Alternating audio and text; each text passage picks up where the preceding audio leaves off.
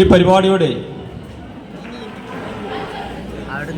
പരിപാടിയിൽ നമ്മളെ ആശീർവദിക്കാനായി എത്തിച്ചേർന്നിട്ടുള്ള പഞ്ചായത്തിൻ്റെ അധിപൻ രാജൻ മാസ്റ്റർ എന്ന റിയാട്ടുകാർ സ്നേഹപൂർവ്വം വിളിക്കുന്ന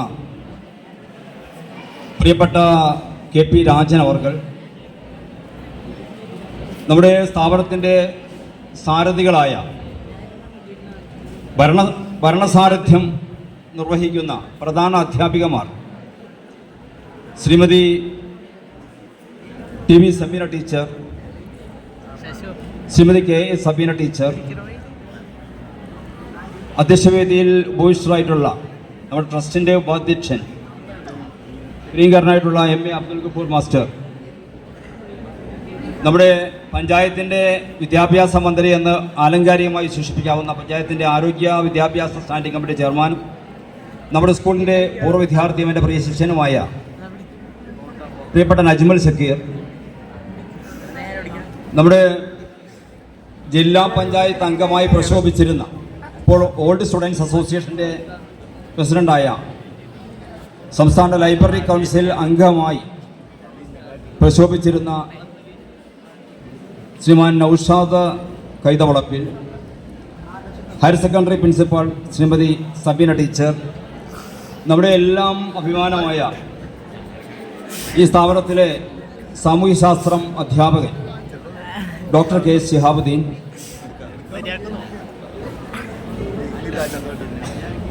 മദർ PTA ഭാരവാഹികളെ, നമ്മുടെ വിവിധ സ്ഥാപനങ്ങളിലെ വിവിധ വിദ്യാഭ്യാസ സ്ഥാപനങ്ങളിലെ പ്രഗത്ഭരായ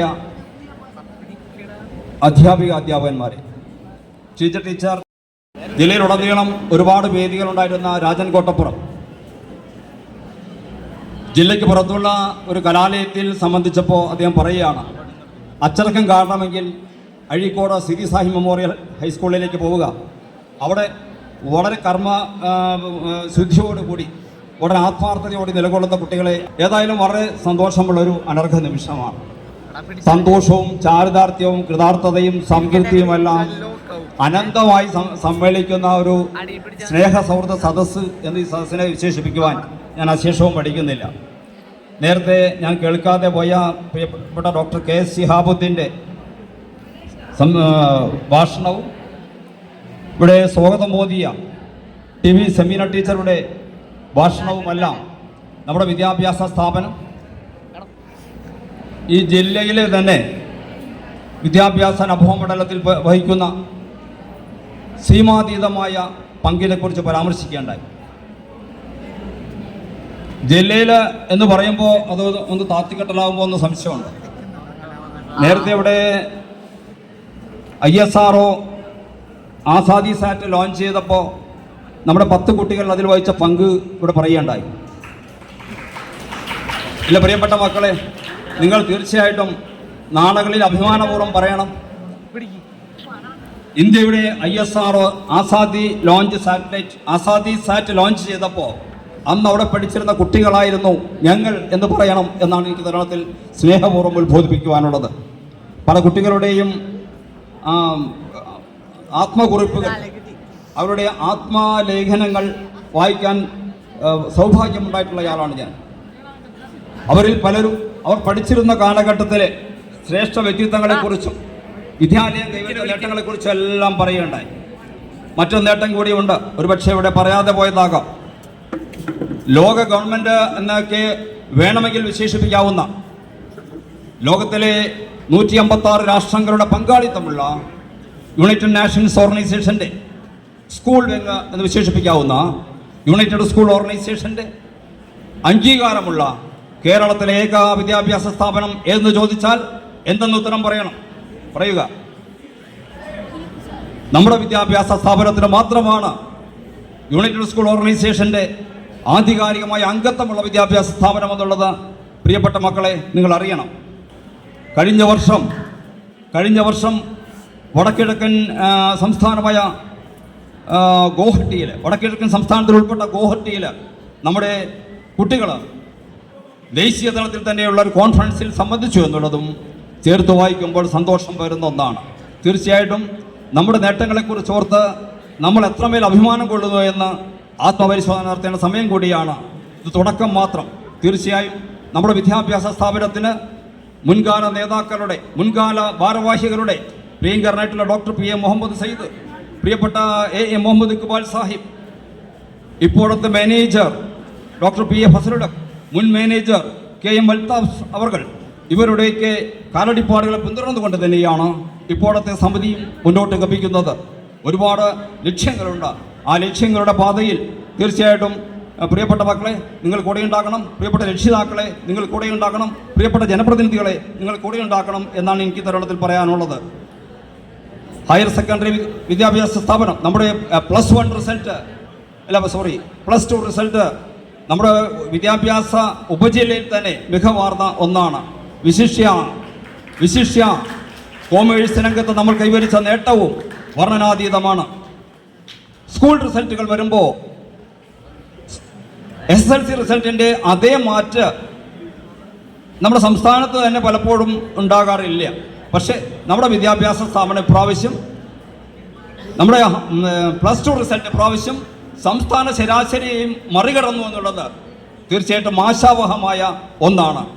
ഞാൻ വിചാരിക്കുന്നത് ഇതെല്ലാം പറയുമ്പോൾ, അതായത് നമ്മുടെ വിദ്യാഭ്യാസ സ്ഥാപനം കൈവരിച്ച നേട്ടം പറയുമ്പോൾ എൻ്റെ പ്രിയപ്പെട്ട മക്കൾ ക്ലാപ്പ് ചെയ്യുമെന്നാണ് ഞാൻ പ്രതീക്ഷിച്ചത്. പക്ഷേ എന്തോ അഭിമാനമില്ലേ നിങ്ങൾക്ക്?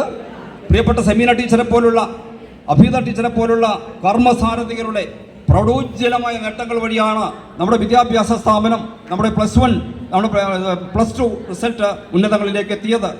തീർന്നില്ല. നമ്മുടെ ഹൈസ്കൂളിൽ